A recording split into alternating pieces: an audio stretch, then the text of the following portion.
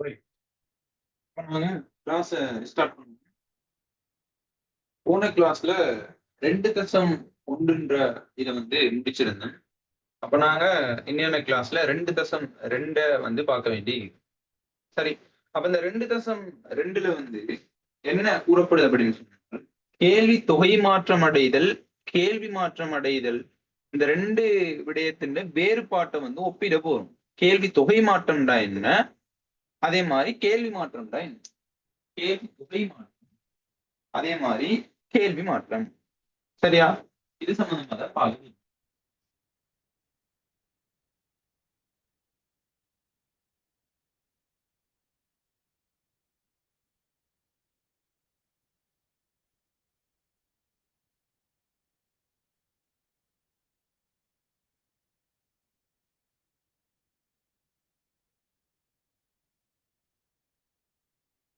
Right.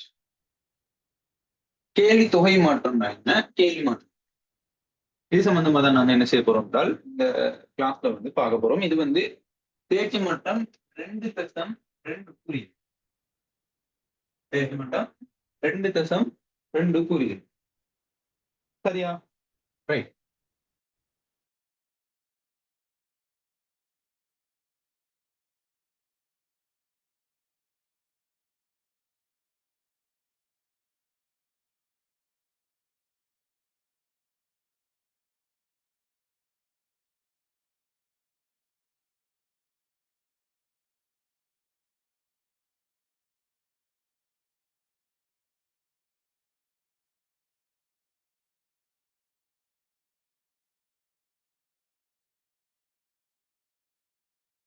சரி, அப்போ உங்களுக்கு நல்லா தெரியும்.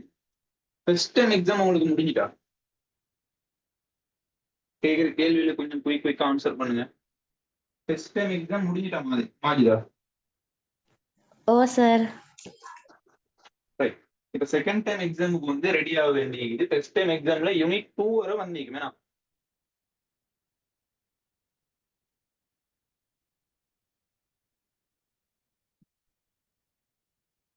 யூனிட் 1ம் யூனிட் 2ம் வந்து உங்களுக்கு கேள்வியில கேட்டிருவான். என்ன சொன்னா, எக்கனாமிக்ஸை பொறுத்த வரையில டோட்டலா 12 அலகுகள் இருக்குது. அந்த 12 அலகுகள்ல வந்து ரெண்டு ரெண்டா பிரிச்சு தான் உங்களுக்கு 6 தவணைக்கும் வந்து எடுக்கும். இப்போ ஒன்னாம் பாடம் 1வது யூனிட்டும் 2வது யூனிட்டும் வந்து ஃபர்ஸ்ட் டைம்ல, செகண்ட் டைம்ல 1 தொடக்கம் 4, தேர்ட் டைம்ல வந்து 1 தொடக்கம் 6, அந்த 1 தொடக்கம் 6 வரை ஃபர்ஸ்ட் இயர் சிலபஸ் முடியுது. 7வது யூனிட்ல இருந்து தான் செகண்ட் இயர் சிலபஸ் ஸ்டார்ட் ஆகுது. அப்படி உங்களுக்கு ரெண்டு ரெண்டா பிரிச்சு தான் மேக்சிமம் உங்களோட கேள்வி அந்த டைம் பேப்பர் வந்து வரப்போகுது. சரியா? அப்ப கேள்வி தொகை மாற்றம், கேள்வி மாற்றம். இப்ப நாங்க குயிக்கா வந்து நிறைய விஷயங்கள் முடிக்க வேண்டியது. அடுத்தது போன கிழமையும் வந்து கிளாஸ் நடக்கல. அந்த கிளாஸஸ் வந்து இந்த கிழமை வந்து நாங்க எப்படியுமே அரேஞ்ச் பண்ணிடுவோம். இந்த மாசத்துக்குள்ள வந்து உங்களுக்கு 20ஆம் தேதி, இன்னைக்கு எத்தனாம் தேதி? 21ஆம் தேதி வர, சரி இன்னைக்கு 21ஆம் தேதி, 21ஆம் தேதி வரை ஒரே ஒரு கிளாஸ் தான் நடந்தீங்க. ஒரு மாசம் நான் வந்து உங்களுக்கே சொல்லிக் கொடுக்குறேன். சரியா? அப்ப நாங்க அடுத்த கட்ட பிளான் போடணும் தானே. அப்ப ஒரு மாசத்துக்கு ஒரு கிளாஸ் தான் நடந்தீங்க. இப்ப 2வது கிளாஸ் ஸ்டார்ட் பண்றோம்.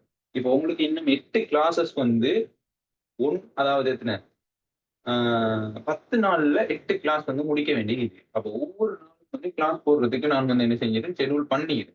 சரியா? ஒவ்வொரு நாளும் கிளாஸ் இல்லாட்டியாலும் மேக்சிமம் ஒரு நாள் விட்டு சரி ஒரு 2 ஹவரோ அப்படி நிறைய டைம் ஒன்று போட்டு கிளாஸஸ் வந்து உங்களுக்கு தொடர்ச்சியா நடக்கும். சரி, எப்படியுமே இந்த மாசம் 30ஆம் தேதி புதன்கிழமை வாரத்துக்கு முந்தி, சரியா? 30ஆம் தேதி புதன்கிழமை வாரத்துக்கு முந்தி இந்த 10 கிளாஸஸும் கம்ப்ளீட் ஆகும் இன்ஷா அல்லாஹ். சரியா? ரைட். இப்ப நாங்க பார்க்க போறோம் கேள்வி தொகை மாற்றம். கேள்வி தொகை மாற்றம் அல்லது அதுக்கு இன்னொரு பெயர் சொல்லுவோம் என்னன்னு சொன்னா கேள்வி அளவு மாற்றம். தொகைக்கு இன்னொரு பெயர் சொல்லுவோம் என்னன்னு சொன்னா அளவு மாற்றம் அப்படின்னு சொல்லுவோம். சரியா?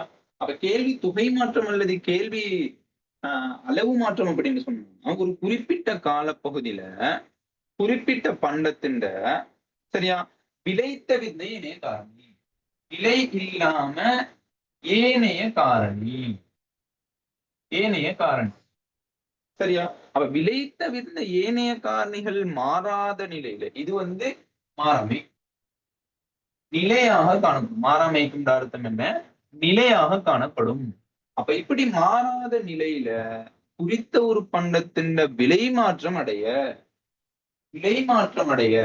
அதன் கேள்வி தொகை மாற்றம் அடையுது. கேள்வி தொகை மாற்றம் அடைவதைத்தான் நாங்க என்ன சொல்றோம் அப்படின்னு சொன்னால் கேள்வி தொகை மாற்றம். விளையிட்ட அவங்க சொல்றது. அப்ப நல்லா தெளிவா விளைக்கணும். ஒரு குறிப்பிட்ட காலம் உண்டு. அந்த காலப்பகுதியில ஒரு குறிப்பிட்ட பண்டத்தின் விளைத்தெழுந்த ஏனைய காரணி எப்படி இருக்குன்னு சொன்னா நிலையாக காணப்படும். விளைய மாறாம காணப்படும். அப்படி மாறாத நிலையில விலை மாற்றம் அடைய அதுல கேள்வி தொகை மாற்றம் அடைவதைத்தான் நாங்க என்ன சொல்றோம் அப்படின்னா கேள்வி தொகை மாற்றம் அல்லது கேள்வி அளவு மாற்றம் விளைஞ்சு சொல்றது. அதாவது என்னென்றால் ஒரு குறிப்பிட்ட கால பகுதியில விலை தவிர்ந்த ஏனைய காரணி மாறாத நிலையில குறித்த பண்டத்தின் விலை குறைவடைஞ்சிட்டு கேள்வி விதிந்த அடிப்படையில கேள்வி தொகை வந்து நடக்கும்.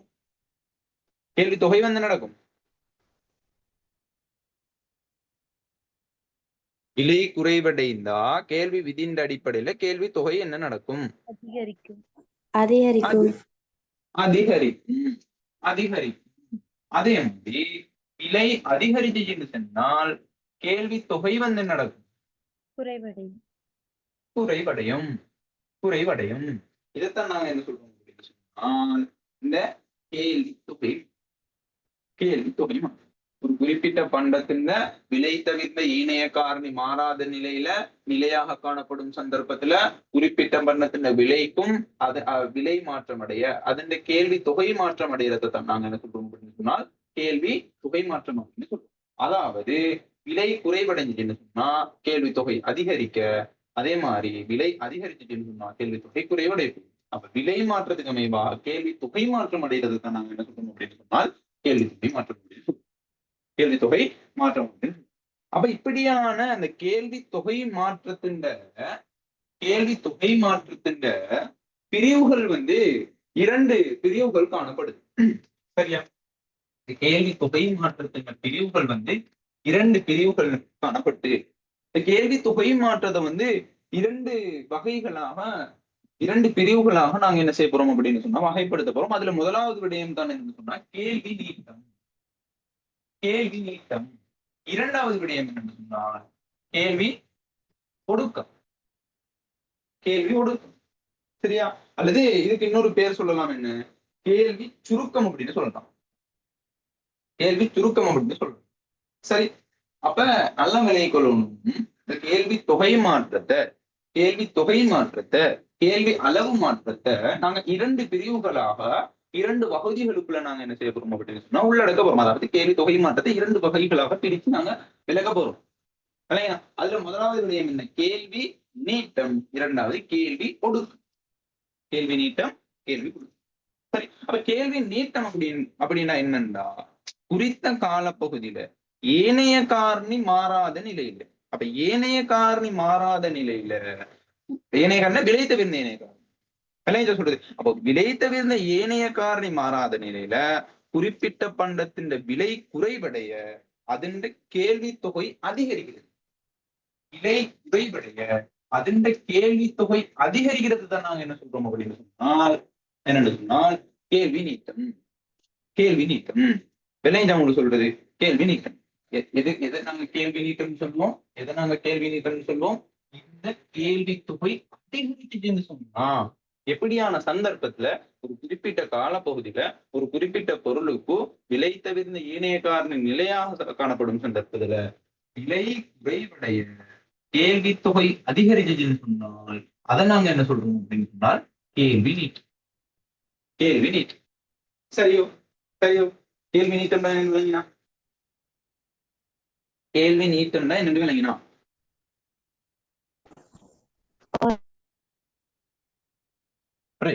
இப்ப நாங்க அடுத்ததாக நாங்க பார்க்க போறோம் என்னன்னா கேள்வி ஒடுக்கம் அல்லது கேள்வி சுருக்கம். அப்ப இந்த கேள்வி ஒடுக்கம் அல்லது கேள்வி சுருக்கம் அப்படின்னு சொன்னா என்னன்னா ஒரு குறிப்பிட்ட சந்தர்ப்பத்துல கேள்வியை தீர்மானிக்கிற ஏனைய காரணி மாறாத நிலை. அப்ப கேள்வியை தீர்மானிக்கிற விலை தவிர்ந்த ஏனைய காரணி விலை தவிர்ந்த ஏனைய காரணி எப்படி இருக்க போகுது? மாறாம இருக்க போகுது. மாறாம இருக்க போகுது அப்படின்னு சொன்னா என்ன அர்த்தம்? நிலையாக காணப்பட போகுது. அப்படி நிலையாக காணப்பட்ட சந்தர்ப்பத்துல குறிப்பிட்ட பொருளுடைய விலை அதிகரிக்கிற சந்தர்ப்பத்துல தானே கேள்வி தொகை குறைவடைய போதை தானே கேள்வி விதியில நாங்க பார்த்தோம் என்ன விஷயம்னு சொல்லி. அப்படி விலை அதிகரிக்கிற சந்தர்ப்பத்துல கேள்வி தொகை குறைவடைஞ்சுன்னு சொன்னால் அதைத்தான் நாங்க என்ன சொல்றோம்? கேள்வி ஒடுக்கம் அல்லது கேள்வி சுருக்கம் அப்படின்னு சொல்றோம். என்னன்னு சொல்றோம்? கேள்வி ஒடுக்கம் அல்லது கேள்வி சுருக்கம் அப்படின்னு சொல்றோம். விளைஞ்சா அவங்க சொல்றது அதை வந்து நீங்க என்ன செய்யணும்? தெளிவா விளங்கி கொள்ளும். தெளிவா விளங்கி கொள்ளும். நல்லா தெளிவாக புரிஞ்சு கொள்ள வேண்டிய விஷயம் என்னன்னு சொன்னால் கேள்வி நீட்டம் அப்படின்னு சொல்றாங்க. ஒரு குறிப்பிட்ட கால பகுதியில ஒரு குறிப்பிட்ட பொருளுக்கு விலை தவிர்ந்த இணைய காரணி நிலையாக ஈக்க போகுது. நிலையாக ஈக்க போகுது அப்படின்னு சொன்னா என்ன அர்த்தம்? மாறாம காணப்பட போகுது. அப்படி மாறாம காணப்படுற சந்தர்ப்பத்துல ஒரு குறிப்பிட்ட பொருள் விலை அதிகரிக்கிற குறைவடைகிற டைம்ல அதுல கேள்வி தொகை அதிகரிச்சுன்னு சொன்னா அதுக்கு என்ன பேர்? கேள்வி நீட்டம். சவுண்டா சொல்லுங்க. என்ன பேர்? கேள்வி நீட்டம். கேள்வி.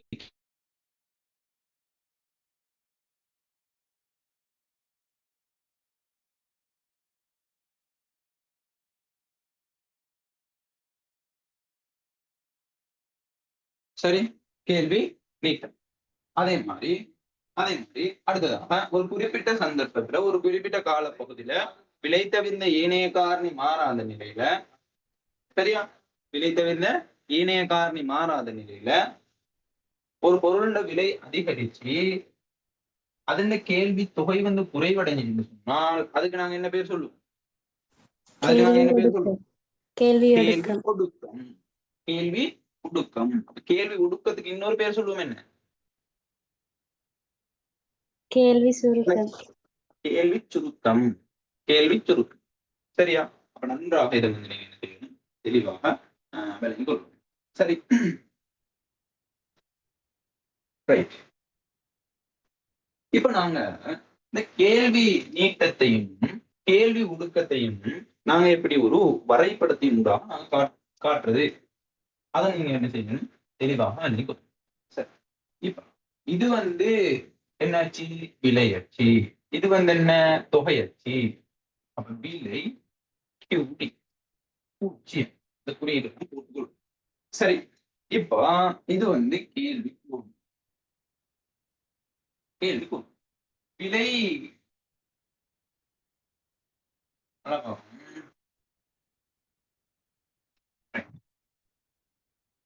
இப்ப விலை வந்து ஆரம்பத்துல இந்த விலையிலேயே கேள்வி தொகை வந்து இப்படி காணப்படுது. QD1 P1. சரியா? இப்ப விலை அதிகரிக்குது. P2 விலை அதிகரிக்கிற சந்தர்ப்பத்துல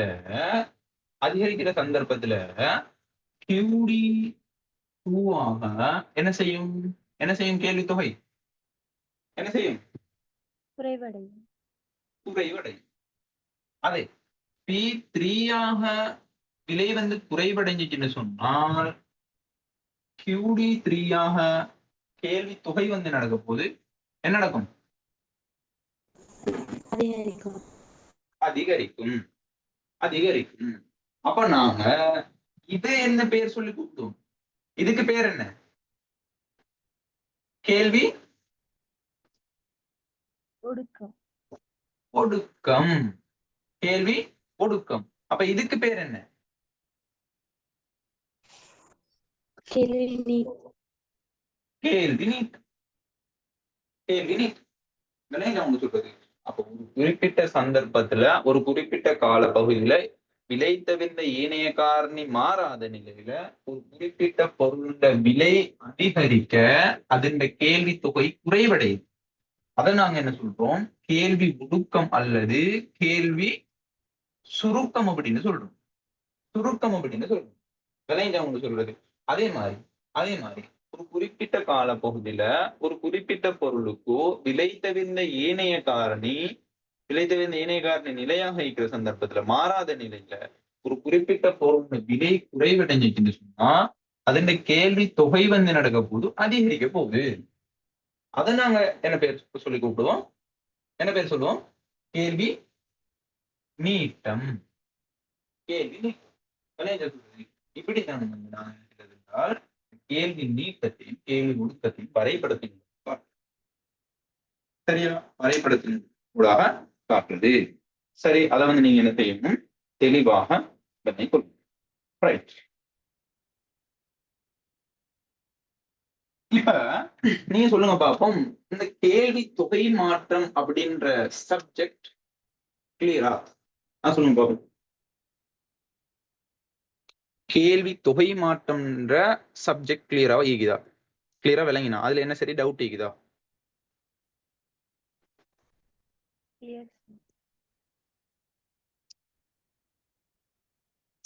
Anusha, Majitha? Clear sir. Clear sir.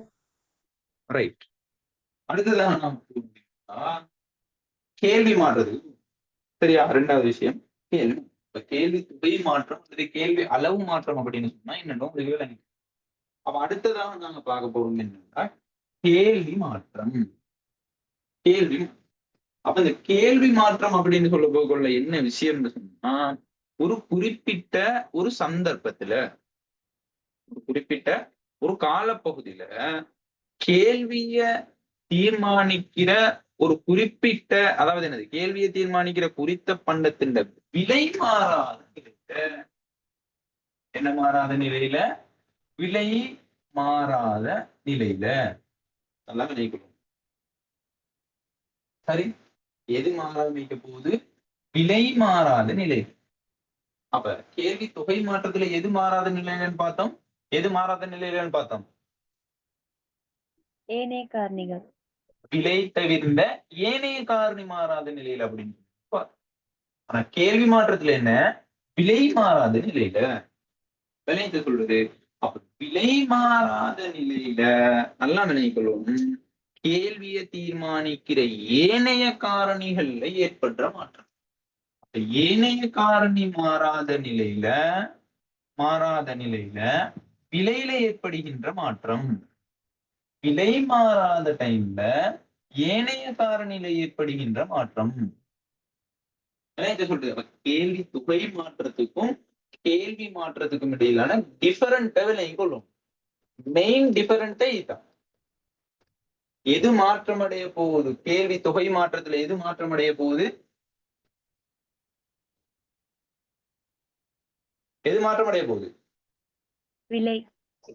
விலை. கேள்வி மாற்றத்துல எது மாற்றம் அடைய போகுது? ஏனைய காரணிகள்.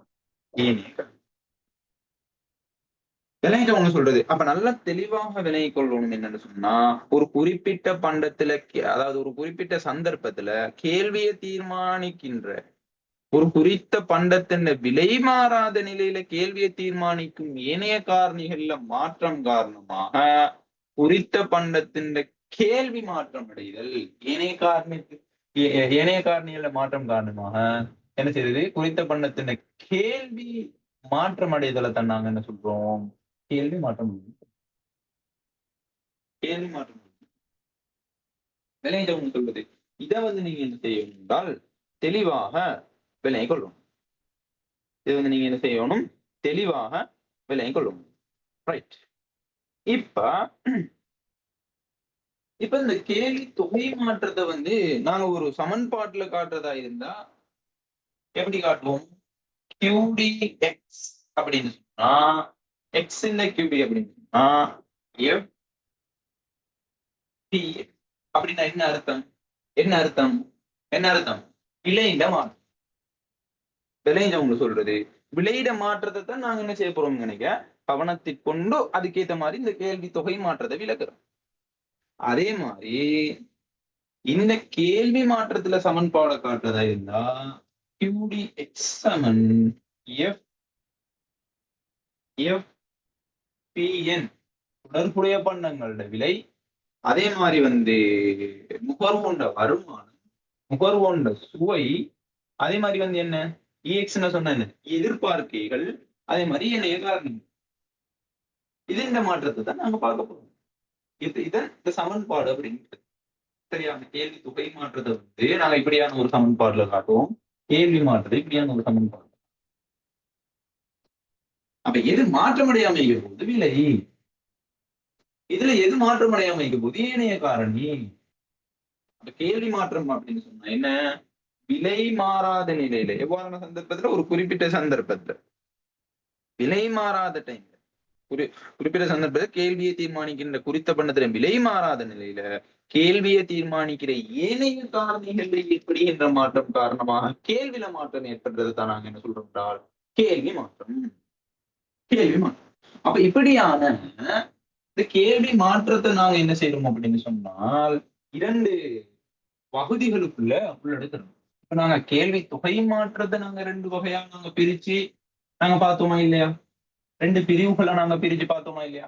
அதே மாதிரி இந்த கேள்வி மாற்றத்தை நாங்க என்ன செய்ய போறோம் அப்படின்னு சொன்னால் இரண்டு பிரிவுகளாக பிரிச்சு நாங்க பார்க்க போறோம். அதுல முதலாவது விடயம் தான் என்னன்னா கேள்வி கேள்வி அதிகரிப்பு அதிகரிப்பு. இரண்டாவது விடயம் கேள்வி குறைவு. கேள்வி அதிகரிப்பு அல்லது கேள்வி குறைதல் அல்லது வீழ்ச்சி. குறைதல் அல்லது வீழ்ச்சி அப்படின்னு சொல்லலாம்.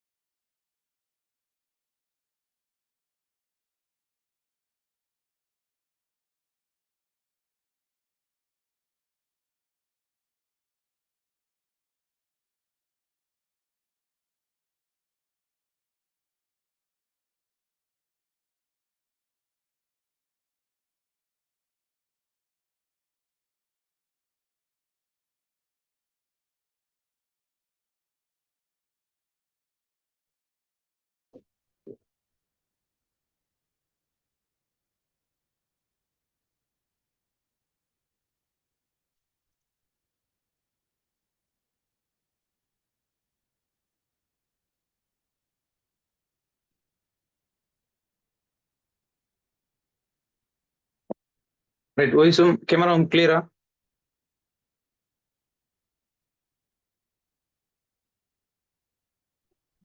வாய்ஸும் கேமராவும் கிளியரா? Clear, sir. ரைட். அப்ப கேள்வி மாற்றம். இப்ப கேள்வி மாற்றத்தை நாங்க என்ன செய்ய போறோம் அப்படின்னு சொன்னா இரண்டு வகைகளாக நாங்க வகைப்படுத்த போறோம். இப்ப கேள்வி மாற்றம் என்னன்னு விளங்கினா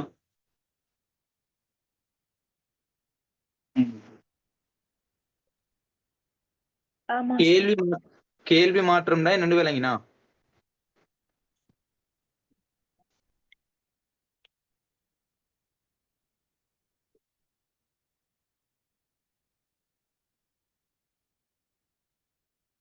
மாஜிதா அனுசா சொல்லுங்க பாப்போம். கேள்வி மாற்றம்னு சொன்னா என்னன்னு விளங்கிச்சா? ஓ, sir. ரைட். அப்ப கேள்வி மாற்றத்தை நாங்க என்ன செய்வோம் அப்படின்றால் இரண்டு வகைகளாக வகைப்படுத்தும். ரெண்டு பிரிவுகளுக்குள்ள உள்ளடக்க போகுது. அது கேள்வி அதிகரிப்பு, இரண்டாவது கேள்வி குறைவு.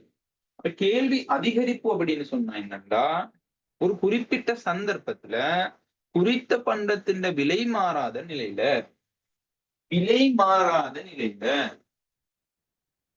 சரியா?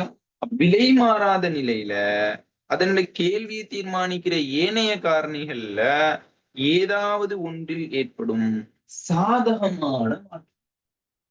சாதகமான மாற்றம். அப்ப சாதகமான மாற்றம் அப்படின்னு சொன்னா என்ன? உதாரணமா நாங்க எடுத்துக்கொண்டா ஏனைய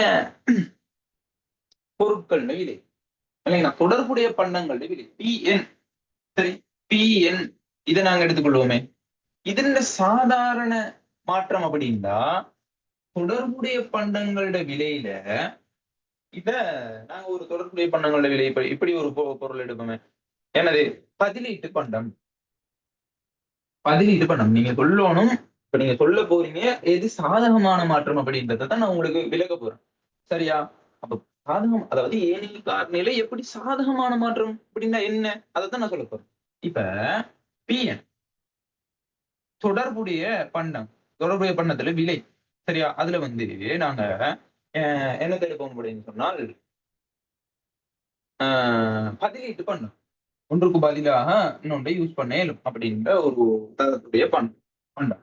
அப்ப பதிலீட்டு இந்த பண்டம் வந்து உதாரணமா இந்த பதிலீட்டு பண்டம் உதாரணமா கம்ப்யூட்டர், அதாவது சாம்சங் கம்ப்யூட்டரும் ஹெச்பியுமே இருக்குது. இப்ப நாங்க குறித்த பண்டம் சாம்சங் அப்படின்னு எடுத்தோம்டா ஹெச்பின்ற விலை அதிகரிச்சா ஹெச்பி கம்ப்யூட்டரை வந்து அதிகமா வாங்குவானா நுகர்வோன் வாங்குவானா? இல்ல வாங்க மாட்டோம். எதை அதிகமா வாங்குவான்? குறித்த பண்டத்தை. குறித்த பண்டத்தை, அதாவது சாம்சங் கம்ப்யூட்டரை தான் அதிகமா வாங்குவான். அப்ப அதுண்ட கேள்வி தொகை வந்து அதிகரிக்க போகுதா இல்லையா? அதிகரிக்க போகுதா? கேள்வி வந்து என்ன செய்ய போகுதோ அது வந்து அதிகம், அதாவது அது கேள்வி வந்து என்ன செய்ய போகுதோ அதிகரிக்க போகுது. அப்ப நல்லா விளங்கிக் கொள்ளணும், ஏனைய கேள்வி அதிகரிக்க போகுது. அப்ப கேள்வி அதிகரிக்க போகுது அப்படின்னு சொன்னா என்ன காரணம்? இந்த ஏனைய பண்டத்தின் ஒரு மாற்றம் உண்டு அடைஞ்சிக்குது. அதாவது என்னது? சாதாரண மாற்றம், அதாவது என்னது? சாதகமான மாற்றம் அப்படின்னு சொல்றது. சாதகமான மாற்றம் அப்படின்னு சொல்றது. அப்ப நல்லா தெளிவா விளங்கிக் கொள்ளணும், ஏனைய காரணிகள் அப்படின்றதுக்குள்ள ஒரு விடயம் தான் உள்ளடங்குது. என்ன? தொடர்புடைய பண்டத்துல விலை. சரியா? தொடர்புடைய பண்டங்களோட விலை. அப்ப தொடர்புடைய பண்டத்தை நாங்க பதிலீட்டு பண்ண உதாரணமா நாங்க எடுத்தோம்னு சொன்னா குறித்த பண்டம் சாம்சங் ஹெச்பியை நாங்க பதிலீட்டு பண்டமா எடுத்தோம் அப்படின்னு சொன்னா பதிலீட்டு பண்டத்தின விலை அதிகரிச்சா நாங்க தொடர்புடைய அதாவது குறித்த பண்டத்தின கேள்வி தொகை வந்து என்ன கேள்வி வந்து என்ன நடக்க போகுது அப்படின்னு சொன்னா அதிகரிக்க போகுது. அப்ப அது வந்து என்னது? ஒரு சாதகமான மாற்றம். சாதகமான மாற்றம். அப்ப இன்னொரு ஏனைய காரணியை வச்சு நாங்க உதாரணமா எடுத்துக்கொள்ளுமே. ஏனைய காரணியில சாதகமான மாற்றம் தானே. ஏனைய காரணியில ஏற்படுகின்ற சாதகமான மாற்றம். சாதகமான மாற்றம் என்னன்றதை நான் உங்களுக்கு விளக்குறேன். இப்ப உதாரணமா வருமானம், நுகர்வோண்ட வருமானம் அப்படின்றது ஒரு ஏனைய காரணி. அப்ப நுகர்வோண்ட வருமானம் வந்து அதிகரிக்குது. அப்ப நுகர்வோண்ட வருமானம் அதிகரிச்சா அவன் அவன் அதாவது என்னது? அந்த அந்த பொருளை வந்து அதிகமா வாங்கக்கூடிய இயலுமை காணப்படுமா இல்லையா? இயலுமை காணப்படுமா இல்லையா? காணப்படும். காணப்படும். கொள்வனவு சக்தி அதிகரிக்குமா இல்லையா? அதிகரிக்கும். அதிகரிக்கும். அப்ப குறித்த பண்டத்தின் கேள்வி அதிகரிக்குமா இல்லையா? அதிகரிக்கும். அதிகரிக்கும். அப்ப இதை நாங்க எவ்வாறான மாற்றம் அப்படின்னு சொல்லுவோம்? எவ்வாறான மாற்றம் அப்படின்னு சொல்லுவோம்? சாதகமான மாற்றம். சாதகமான மாற்றம். சாதகமான மாற்றம். இப்ப நீங்க இன்னும் ஒரு உதாரணத்தை நாங்க எடுத்துக்கொள்வோமே. நுகர்வோண்ட வருமானத்தை தாண்டி சுவை, நுகர்வோண்ட சுவை அப்படின்றது, டேஸ்ட் அப்படின்றதும் வந்து என்ன? ஒரு ஏனைய காரணி. அப்ப ஒரு பொருள் சம்பந்தமா ஒரு குறிப்பிட்ட பொருளை நாங்க இந்த ஹெட்செட்டை நாங்க எடுத்துக்கொள்வோம். இந்த ஹெட்செட்டை நாங்க எடுத்துக்கொள்வோம். ஹெட்செட் சவுண்ட் வந்து குவாலிட்டி ஆகிக்குது, இந்த மைக் எல்லாம் சுப்பீரியா வேலை செய்யுது அப்படின்னு நாங்க எடுத்துக்கொள்வோம். இதுல வந்து ஒரு ஒரு ஆர்வம், அதாவது இதை பாவிக்கிறதுல அவனுக்கு முழு திருப்தி ஒன்று ஏற்படுது. அதுதான் நுகர்வோண்ட அந்த ஒரு பொருள் சம்பந்தமான சுவை அப்படின்னு நாங்க சொல்லுவோம். சரியா? சுவைன்னு சொன்னா நீங்க திண்டு பார்த்து ருசி பார்க்கறது அது மட்டும் இல்ல சுவை. பொருளுடைய அந்த விருப்பம், ஆர்வம், அதை கொள்வனவு செய்யறதுக்கான அந்த அந்த ஆர்வம். விளைஞ்ச சொல்றது அந்த பொருள்ல முழு திருப்தியும் பெற்றுக் கொள்ளக்கூடிய அப்படின்னு சொன்னா அவன் வந்து அந்த பொருள் மீது அவனுக்கு சுவைக்குது அப்படின்ற அர்த்தம். விளைஞ்சா அப்ப இது வந்து குவாலிட்டி ஆகிக்குது, நல்ல மைக், நல்ல சவுண்ட் கேக்குது, நல்ல இதெல்லாம் சவுண்ட் எல்லாம் நல்லா கேக்குது, ஒரு பிரச்சனையும் இல்லை, இறைச்சல் அது இதெல்லாம் ஒன்றும் இல்லை அப்படின்னு சொன்னா இதுல நீங்க வந்து அப்போ இதன் மீது வந்து உங்களுக்கு சுவை அதிகரிக்குது. சுவை வந்து அதிகரிக்குது. சுவை அதிகரிச்சுன்னு சொன்னா அப்ப நீங்க இன்னொரு ஆள்கிட்ட போயிட்டு இது சம்பந்தமா சொல்லுவீங்க. விளைஞ்சா அப்ப நுகர்வோனுக்கு வந்து இது சம்பந்தமான ஒரு தெளிவு ஒன்று கிடைக்கும். அப்ப இந்த கேள்வி என்ன நடக்க போகுது? கேள்வி என்ன நடக்க போகுது? அதிகரிக்கும். அதிகரிக்கும். அதிகரிக்கும். விளங்கிட்டா சொல்றது? அப்ப அது ஒரு சாதகமான மாற்றமா இல்லையா? சாதகமான மாற்றமா இல்லையா? சாதகமான மாற்றம். சாதகமான விளங்கிட்ட ஒன்று சொல்றது.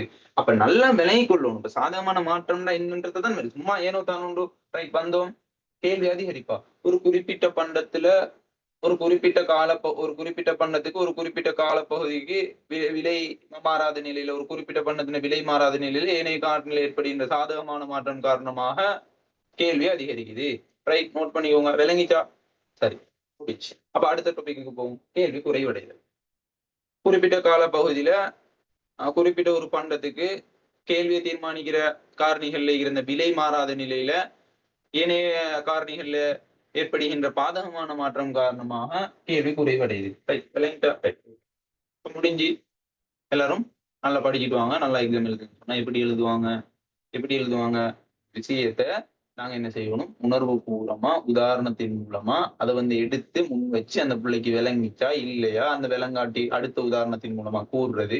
அப்ப பிள்ளைகளுக்கு விளங்கிச்சா இல்லையான்றதை நாங்க தெரிஞ்சு கொள்றது, கேள்விகளை கேட்டுக்கொள்றது. கேள்வி கேட்கிற டைம்ல ஆன்சர் பண்ணிச்சுன்னு சொன்ன அந்த பிள்ளைக்கு விளங்கிச்சா இல்லாட்டி அதுக்கு அடுத்த கட்டமாக நாங்க என்ன உதாரணங்களை செய்யணும், அடுத்த கட்டமாக என்ன நடவடிக்கை எடுக்கணும், அது விலங்கல்ல அப்ப அடுத்த விளங்கி கொள்றதுக்கு ஏற்ற மாதிரி உதாரணங்களை சொல்லக்கூடிய மாதிரி எங்களுக்கு செஞ்சு கொள்ள. அதான் உங்களுக்கு சொல்றது. இப்ப நீங்க சொல்லுங்க பார்ப்போம், உங்களோட மனசை தொட்டு சொல்லுங்க, கேள்வி அதிகரிப்புன்னா என்னன்னு விளங்கிச்சா? சாரி, கேள்வி அதிகரிப்பு நான் கொடுங்களேன். சாதகமான ஏனைய காரணியில ஏற்படுகின்ற சாதகமான மாற்றம் தான் என்னன்னு விளங்கிச்சா? விளங்கிடுச்சு சார். சூரா மாஜிதா? Oh sir. ரைட். இதுதான் நாங்க சாதகம். அப்படியான சாதகமான மாற்றம் காரணம் குறித்த பண்டத்தின் கேள்வி அதிகரிக்கிறது தான் நாங்க என்ன சொல்றோம், கேள்வி அதிகரிக்கிறது தான் நாங்க என்ன சொல்றோம், கேள்வி அதிகரிப்பு சொல்றோம். சரி, அடுத்ததாக இந்த கேள்வி அதிகரிப்புன ஏற்படுத்துகின்ற காரணிகள் என்று சொல்லி போட்டு ஒரு 7 காரணிகள் காணப்படுது. சரி, கேள்வி அதிகரிப்பினை ஏற்படுத்துகின்ற அல்லது இந்த கேள்வி அதிகரிப்பை நாங்க எப்படி ஒரு வரைபடத்தின் மூலமா காட்டுவோம் அப்படின்னு சொன்னா, கேள்வி கோடு வலப்புறம் நகர்றதின் மூலமா கேள்வி அதிகரிப்பை காட்டுவோம். கேள்வி அதிகரிப்புன்னு சொன்னாலும் கேள்வி கோட்டுண்ட வலப்புற நகர்வுன்னு சொன்னாலும் ஒரே கருத்தை தான் குறித்து நிற்கும். உங்களுக்கு சொல்றது எது ஒரே கருத்தை குறித்து நிக்க போகுது சொல்லுங்க பாப்போம். ஆன்சர் சொல்லுங்க. எது ஒரே கருத்தை குறித்து நிக்க போகுது? கேள்வி அதிகரிப்பும் கேள்வி கோடு வலப்புறம் நகர்தல். கேள்வி அதிகரிப்பு என்றாலும் கேள்வி கோடு வலப்புறம் நகர்தல் என்றாலும் ஒரே கருத்தை தான் குறித்து நிக்க போகுது. அப்ப இதுக்கான காரணங்கள் என்ன அப்படின்னு சொன்னா, பதிலீட்டு பண்டத்தின் நான் ஆரம்பத்திலே சொன்னேன், நான் ஆரம்பத்துல உதாரணத்தின் மூலமா சொன்னேன், பதிலீட்டு பண்டத்தின் விலை அதிகரிக்கிறது. அப்ப பதிலீட்டு பண்டத்தின் விலை அதிகரிச்சா குறித்த பண்டத்தின் கேள்வி தொகை அதிகரிக்குமா இல்லையா? அதிகரிக்கும். இது முதலாவது காரணி, கேள்வி அதிகரிப்பு. பதிலீட்டு பண்டத்தின் விலை அதிகரிக்கிறது. இரண்டாவது, மூன்றாவது, நாலாவது, அஞ்சாவது, ஆறாவது, ஏழாவது அப்படின்னு சொல்லிட்டு 7 காரணிகள் டோட்டலா கேள்வி அதிகரிப்ப பார்ப்போமே. சரி, கேள்வி அதிகரிப்பு. அப்ப பதிலீட்டு பண்டத்தின் விலை அதிகரிக்கிறது. இரண்டாவது விஷயம் என்னன்னு சொன்னா, இணைப்பு அல்லது நிரப்பு பண்டத்தின் விலை குறைவடையும். இணைப்பு அல்லது இணைப்புண்டாலும் நிரப்புண்டாலும் ஒரே கருத்தை தான் குறித்து நிற்கும். இணைப்பு அல்லது நிரப்பு பண்டத்தின் விலை குறைவடைகிறது. அப்ப நீங்க கேட்கலாம், இணைப்பு அல்லது நிரப்பு பண்டத்தின் விலை குறைவடைஞ்சா எப்படி ஒரு பொருள் கேள்வி தொகை அதிகரிக்க போகுது அப்படின்ற ஒரு கேள்வி நீங்க கேட்கலாம். அப்ப நான் சொல்றேன், கேட்டுக்கோங்க. இணைப்பு அல்லது நிரப்பு, அப்ப இணைப்பு அல்லது நிரப்பு பண்டத்தின் விலை குறைவடைகிற டைம்ல இப்ப சீனி, அதே மாதிரி நாங்க சீனியையும் தேயிலையும் நாங்க எடுத்துக்கொள்வோமே. இப்ப தேயிலை இந்த விலை குறைவடையுது. அப்ப தேயிலை இந்த விலை குறைவடைஞ்சா எங்களுக்கு சீனிக்கான கேள்வி தொகை என்ன நடக்க போகுது? அதிகரிக்க போகுது. அப்ப நல்லா எப்படி அதிகரிக்க போகுதுன்னு சொன்னா நல்லா விலை கொள்ளும். இப்ப தேயிலையின் விலை குறைவடையுது. அப்ப எங்களோட குறித்த பண்டம் சீனின்னு எடுத்துக்கொள்வோமே. நல்லா விலை கொள்ளும், நல்லா உள்வாங்கி கொள்ளும். இணைப்பு பண்டத்தின் விலை குறைவடைஞ்சா எப்படி ஒரு குறிப்பிட்ட பொருளுண்ட கேள்வி தொகையை அதிகரிக்க போகுது. நல்லா நினைக்கும். சீனி எங்களோட குறித்த பொருள் எடுத்துக்கொள்ளும். தேயிலையின் விலை குறைவடையுது. சரியா? தேயிலை சீனி தேயிலை ரெண்டையும் வச்சு சுடு தண்ணியை ஊற்றித்தாங்க எங்களுக்கு ஒரு பிளேன் டியூன் நாங்க என்ன செய்யணும் ரெடி பண்ணேன். சரி, அப்ப நல்லா விளங்கிக் கொள்ளணும். இது ரெண்டும் இணைப்பு பண்ணணும். இதான் சொல்றது, இணைப்பு பண்ணும். இணைப்பு பண்ணணும்னு சொன்னா இப்படித்தான் சீனி தேயிலை. அதே மாதிரி கம்ப்யூட்டரை யூஸ் பண்ணணும்னு சொன்னா மவுஸ் அது ஒரு இணைப்பு பண்டம். விளைஞ்சா இந்த மார்க்கரை யூஸ் பண்ணணும் அப்படின்னு சொன்னா எங்களுக்கு பிளாக் போர்ட் தேவை. அப்ப நல்லா விளங்கிக் கொள்ளணும். இந்த தேயிலைஇந்த விலை குறைவடைஞ்சா தேயிலைக்கான கேள்வி அதிகரிப்புமா இல்லையா?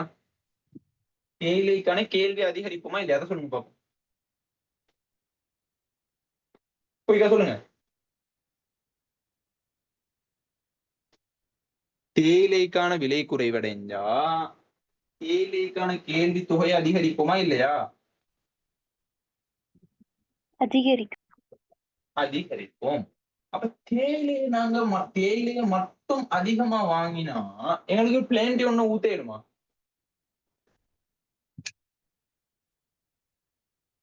தேயிலை மட்டும் உங்களுக்கு உதாரணமா நல்லா விளங்கிக் கொள்ளணும். 1 கிலோ உதாரணத்துக்கு சொல்றேனே, 1 கிலோ தேயிலைக்கு சரியா 10 கிலோ தேயிலைக்கு 10 கிராம் 10 கிலோ சீனிக்கு 10 கிராம் இது தேவை. உதாரணத்துக்கு சொல்றேன். 1 கிலோ தேயிலைக்கு வந்து 1 கிலோ சீனிக்கு 10 கிராம் தேயிலை தேவை. அப்ப நல்லா விளங்கிக் கொள்ளணும். 10 கிலோ சீனிக்கு எத்தனை கிராம் தேயிலை தேவை?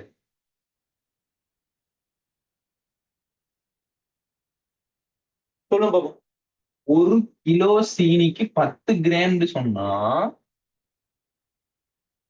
10 கிலோ சீனிக்கு எத்தனை கிராம் தேயிலை தேவை?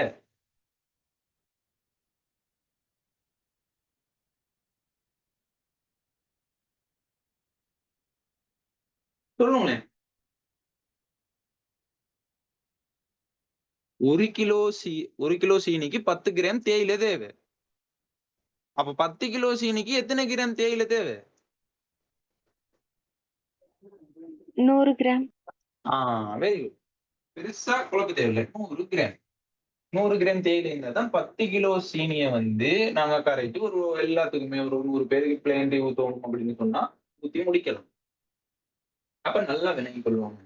நாங்க இந்த 100 கிலோ அதாவது அதாவது தேயிலை இது தேயிலைன்னு நாங்க எடுத்துக்கொண்டா இது சீனின்னு நாங்க எடுத்துக்கொண்டா இப்ப பாருங்க, தேயிலையை நாங்க அதிகமா வாங்குறோம். அப்ப தேயிலையை அதிகமா வாங்குற டைம்ல எங்களுக்கு சீனி அதிகமா தேவைப்படுதா இல்லையா? தேவைப்படுதா இல்லையா? தேவைப்படுது. அப்ப நீங்க சொல்லுங்க பாப்போம். தேயிலையின் கேள்வி தொகை அதிகரிச்சுன்னு சொன்னா சீனிட கேள்வி தேயிலையின் கேள்வி அதிகரிச்சுன்னு சொன்னா சீனிட கேள்வி அதிகரிக்குமா இல்லையா? அதிகரிக்கும். அதிகரிக்கும். அதைத்தான் நாங்க என்ன சொல்றதுன்னா இணைப்பு அல்லது நிரப்பு பண்டத்தின் விலை குறைவடைஞ்சா கேள்வி அதிகரிக்க போகுது. கிளியரா விளங்கினா? இந்த விஷயம் இந்த டாபிக் வந்து கிளியரா விளங்கினா? 2வது காரணம் அதாவது கேள்வி அதிகரிப்புக்கான 2வது காரணம் கிளியரா விளங்கினா? விளங்குது சார். Right, very good. சரியா? அப்ப 3வது காரணம் என்னன்னு சொன்னால் நுகர்வோண்ட வருமானம் அதிகரிக்குது. நான் வந்து அதுவும் சொல்லிதான் நான் சரியா? நுகர்வோண்ட வருமானம் அதிகரித்தா அப்ப அந்த பொருள் வந்து அதிகமா வாங்குறதுக்கான கொள்வனவு சக்தி அதிகரிக்கும். இப்ப கேள்வி வந்து அதிகரிக்க போகுது. சரியா? அதே மாதிரி 4வது காரணம் என்னன்னு சொன்னா நுகர்வோண்ட சுவை அதிகரிக்குது. சாதகமான நுகர்வோண்ட சுவை அதிகரிக்கிறது. அதுவும் வந்து நான் உங்களுக்கு சொன்னேன். அப்ப டேஸ்ட் அதிகரிச்சுன்னு சொன்னா ஒரு பொருள் டேஸ்ட் அதிகரிச்சுன்னு சொன்னா சுவை அதிகரிச்சுன்னு சொன்னா அந்த பொருள் விருப்பம் அதிகமா வந்துச்சுன்னு சொன்னா அந்த கேள்வி தொகை வந்து அதாவது கேள்வி வந்து நடக்கும்போது அதிகரிக்க போகுது. அதே மாதிரி எதிர்காலத்துல வந்து விலை அதிகரிக்கும் என எதிர்பார்க்கிறது. எதிர்காலத்துல 5வது காரணம் என்ன? எதிர்காலத்துல விலை அதிகரிக்கும் என எதிர்பார்க்கிறது.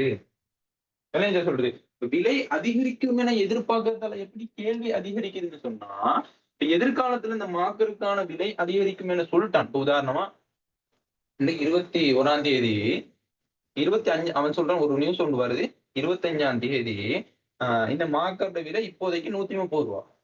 ஆனா இப்ப இன்றைக்கு சொல்ற நியூஸ் ஒன்று 25ஆம் திகதி என்ன செய்ய போகுது, இந்த மார்க்கெட் விலை 230 ரூபாயா அதிகரிக்க போகுது அப்படின்னு சொல்லி போட்டு ஒரு செய்தியோ அல்லது ஒரு எதிர்பார்ப்போ வருது எங்களுக்கு. அப்படியான சந்தர்ப்பத்துல நாங்க மார்க்கரை இப்பவே அதிகமா வாங்கி வச்சுக் கொள்வோமா இல்லையா? வாங்குறதுக்கு முன் வருவோமா இல்லையா? வாங்குறதுக்கு எதிர்பார்ப்போமா இல்லையா? எதிர்பார்ப்போமா இல்லையா? எதிர்பார்ப்போம். எதிர்பார்ப்போம். விளைஞ்சவங்க சொல்றது. அப்ப எதிர்காலத்துல விலை அதிகரிக்கும் என ஒரு பயமோ அல்லது ஒரு எதிர்பார்ப்போ வந்துச்சுன்னு சொன்னா நாங்க இப்பவே நாங்க என்ன செய்ய போறோம் அப்படின்னு சொன்னா அதிகமான கேள்வியை எழுப்புறதுக்கான வாய்ப்புகள் இருக்குது. அதிகமா வந்து அந்த பொருளை வாங்கி வைக்கிறதுக்கு எதிர்பார்ப்போம். அப்ப அப்படியான சந்தர்ப்பத்துல கேள்வி வந்து என்ன செய்ய போதும் அதிகரிக்க போகுது. என்ன இதை சொல்லுது? அப்ப கேள்வி அதிகரிப்புக்கான காரணத்துல தான் எதிர்காலத்துல விலை அதிகரிக்கும் என எதிர்பார்க்கிறது. அதே மாதிரி 6வது காரணி தான் என்றால் நுகர்வோண்ட எண்ணிக்கை அதிகரிக்கிறது.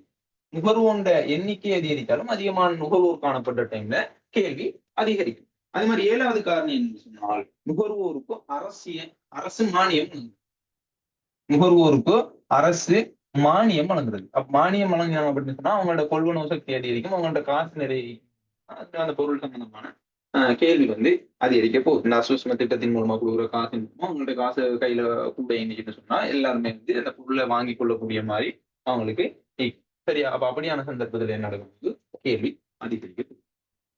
ரைட்.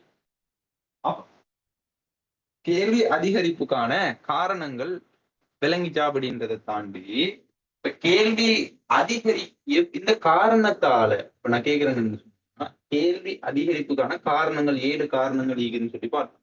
அந்த 7 காரணத்தின் மூலமாவும் ஒவ்வொரு காரணத்தின் மூலம் எப்படி கேள்வி அதிகரிக்குது அது விளங்கினாதான் உங்களுக்கு இந்த சப்ஜெக்ட் விளங்கினா இருக்கும்.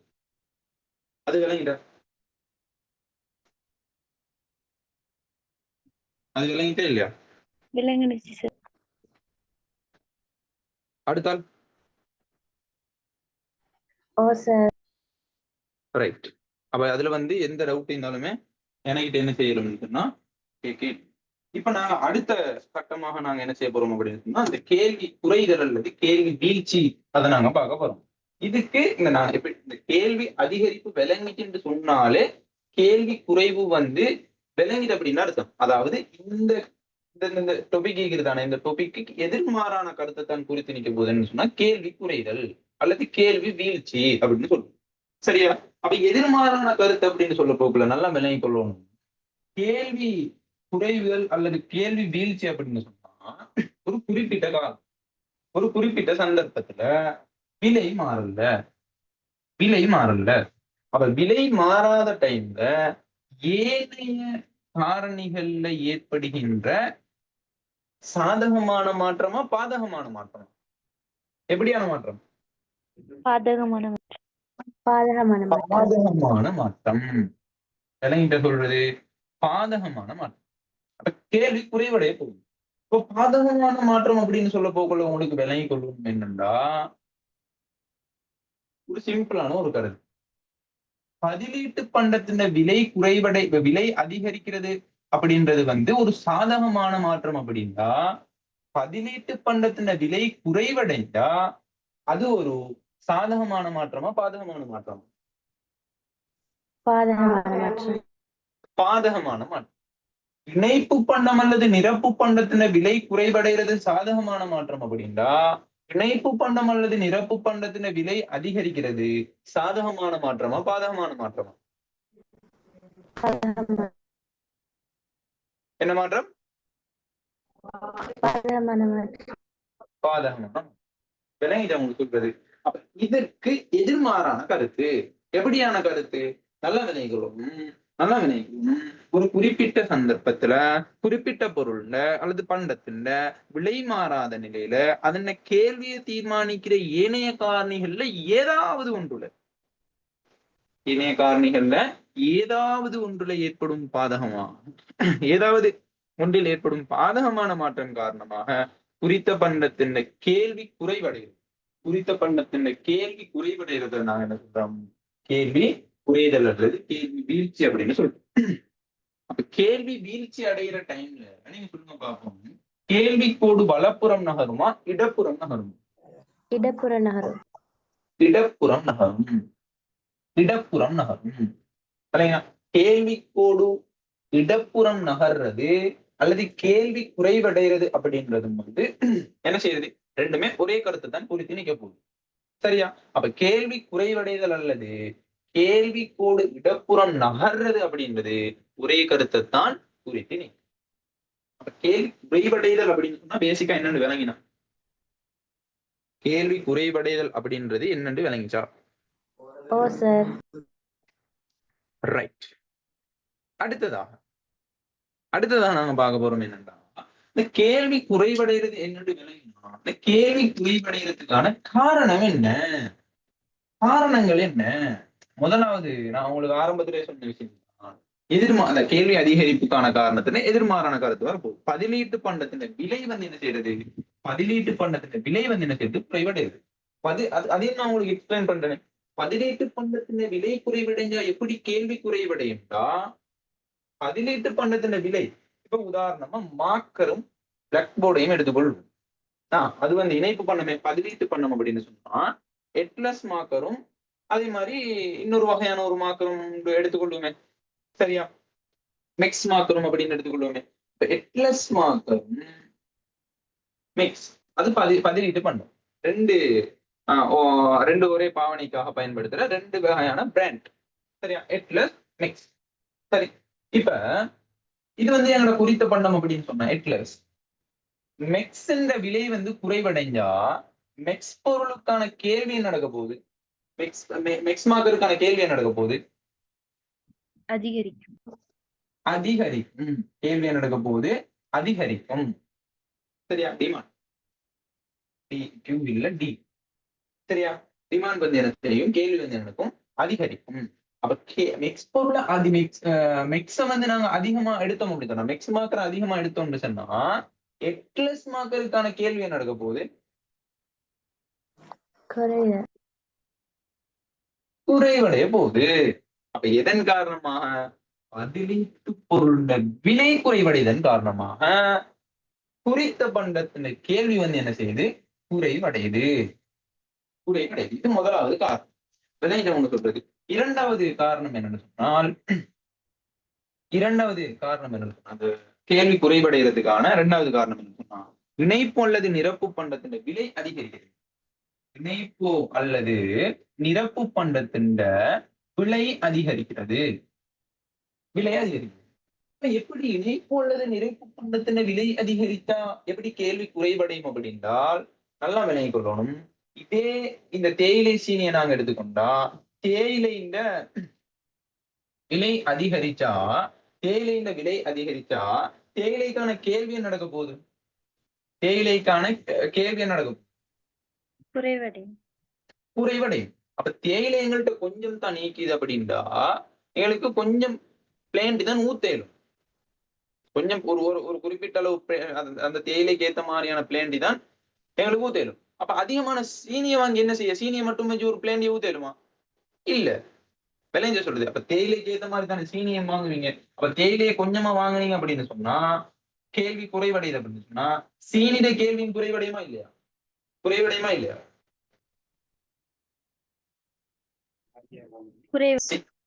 குறைவடை.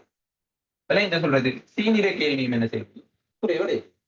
அதைத்தான் நாங்க என்ன சொல்றோம்? கேள்வி குறைவடைதான் இரண்டாவது காரணம் இணைப்பு அல்லது நிரப்பு பண்டத்தின் விலை அதிகரிக்கிறது. சரியா? மூன்றாவது காரணம் என்ன சொன்னார்? இந்த கேள்வி குறைவடையதுக்கான மூன்றாவது காரணம் நுகர்வோண்ட வருமானம் குறைவடைகிறது. அப்ப வருமானம் குறைவடைஞ்சிச்சு அப்படின்னு சொன்னா வந்து என்ன செய்வான்? அது அவன் வந்து அவன்கிட்ட காசுக்கு பெருசா ஈக்காது. அப்ப கொள்வனவு சக்தி குறைவடைய போகுது. கொள்வனவு சக்தி குறைவடைறதன் மூலமா பொருளை வந்து வாங்க இல்லாத ஒரு சிச்சுவேஷன் கொண்டு வரும். அப்ப கேள்வி வந்து குறைவடைய போகுது. அதே மாதிரி நான்காவது காரணம் என்ன? நுகர்வோண்ட சுவை வந்து குறைவடையுது.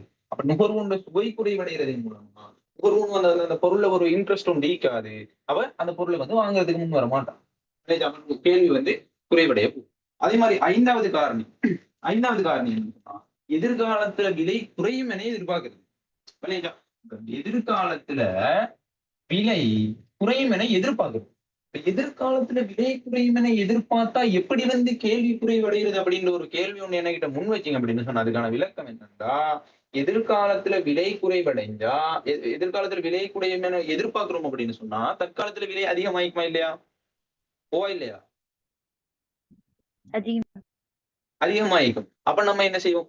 இப்ப நாங்க அந்த பொருளை வாங்கினா எங்களுக்கு வந்து நஷ்டமாவிடும். விளைஞ்ச சொல்லுது. அப்ப இன்னும் ஒரு மாசத்துக்கு பிறகு விலை குறைவடைய போது இன்னொரு மாசம் பொறுமையா இப்பம் அப்படின்னு சொல்லி நாங்க எதிர்பார்த்து நாங்க என்ன செய்ய மாட்டோம். இப்ப நாங்க கேள்விய அதாவது அந்த பொருளை வந்து வாங்க மாட்டோம். வாங்குவோமா? வாங்குவோமா? அதாவது நுகர்வோரை பொறுத்தவரையில அவர்கள் வாங்குவார்கள். அதிகமான பேர் வந்து எதிர்காலத்துல விலை குறையும் அப்படின்னு எதிர்காலத்துல வாங்குறதுக்கு தான் பிளான் பண்ணி வச்சுப்பாங்க. அப்ப தற்காலத்துல வாங்குற வீதம் வந்து என்ன நடக்கும்? வாங்குற வீதம் குறைவடையும். குறைவடையும். விளைஞ்ச சொல்றது. அப்ப அந்த டைம்ல கேள்வி குறைவடையும். கேள்வி நடக்கும்போது குறைவடைய போகும். அப்ப எதிர்காலத்துல விலை குறைவடைகிறதுன எதிர்பார்க்கிறது. அதே மாதிரி நுகர்வோண்ட எண்ணிக்கை குறைவடைகிறது 6வது காரணி. நுகர்வோண்ட எண்ணிக்கை குறைவடைகிறது 7வது காரணி. நுகர்வோண்ட எண்ணிக்கை குறைவடைஞ்சுன்னா கேள்வியும் என்ன நடக்க போது குறைவடைய போகுது. அதே மாதிரி நுகர்வோருக்கு அரசு வரி விதிக்கிறது. అంటే ఇవరు ఎంత ఎలా పడితే ఎంగట బెజ్జో సీనియర్ బెజ్జో மைக்க மியூட் பண்ணுங்க ஹஸ்மா. பௌசான் பௌசான் பௌசான் 2 பௌசான் வந்துக்கிறீங்க. மைக்க மியூட் பண்ணிக்கோங்க.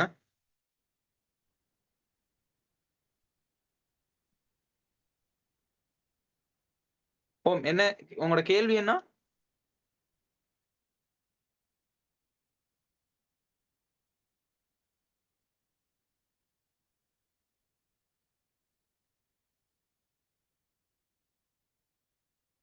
சரி.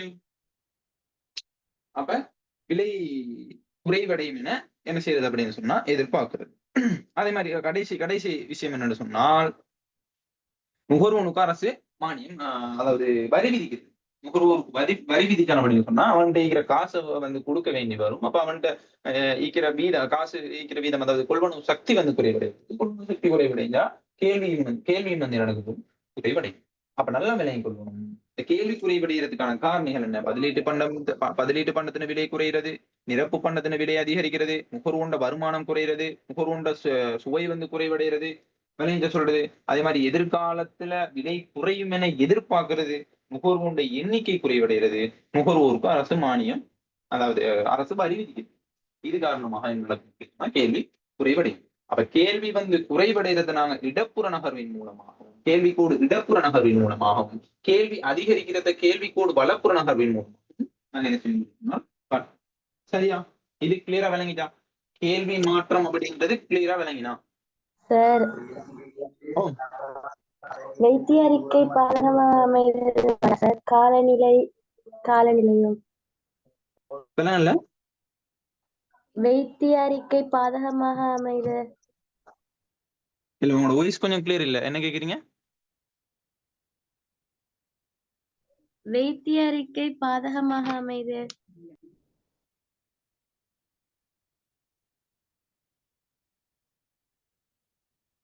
சரியா கிளியர் இல்லாம இது என்ன கேக்குறீங்கன்னு சொல்லி உங்களோட அந்த கேள்வியை வந்து எனக்கு வாட்ஸ்அப்ல போடுங்க என்னன்னு சொல்லி போட்டு பாக்குறேன். இவ்வளவு தான் இந்த கேள்வி குறைவடைகிறதுக்கான அந்த காரணி. அதுக்கு மேலதிகமாக வந்து அதன் பிரிவுகள் உதாரணமா இந்த இணைப்பு பண்ணதுக்கான உதாரணத்தை கூறி அது ஒரு காரணம் அப்படின்னு சொல்லுவாங்க. வேலையை சொல்றது இதுதான் பொதுவானது. இதைத்தான் நீங்க எக்ஸாம்லயும் கேள்வி குறைவடைறதுக்கான காரணிகள் 5 குறிப்பிடுக அல்லது 4 எழுதுக அப்படின்னு சொன்னா வந்து நீங்க இதைத்தான் குறிப்பிடும். வேற மொழி நடைகள் ஆகிக்கலாம் அல்லது அதுக்குள்ள உள்வாங்குற அந்த உதாரணங்களை வச்சு சில நோட்ஸ்ல போடுவான். அதை நீங்க எனக்கு வாட்ஸ்அப்ல போடுங்க. நான் அதுக்கான விளக்கம் உண்டு தாரேன். இப்போதைக்கு இந்த கேள்வி மாற்றம் கேள்வி தொகை மாற்றம் அது ரெண்டும் கிளியரா விளங்கினா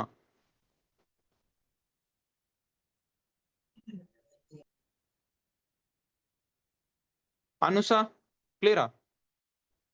கிளியர் சார். ரைட். சரி மாஜிதா கிளியர் தானே? கேள்வி தொகை மாற்றம் கேள்வி மாற்றம். ஓ சார். ரைட். சரியா? அப்ப நாங்க இதோட உங்களுக்கு வந்து இந்த 2 அப்படின்ற தேர்ச்சி மட்டம் முடியுது. அடுத்த கிளாஸ்ல நாங்க 2.3 ஸ்டார்ட் பண்ணுவோம். இப்போதைக்கு கிளாஸை முடித்துக் கொள்வோம். 25க்கு கிளாஸ் ஸ்டார்ட் பண்ண வேண்டி. ரைட். அஸ்ஸலாமு அலைக்கும்.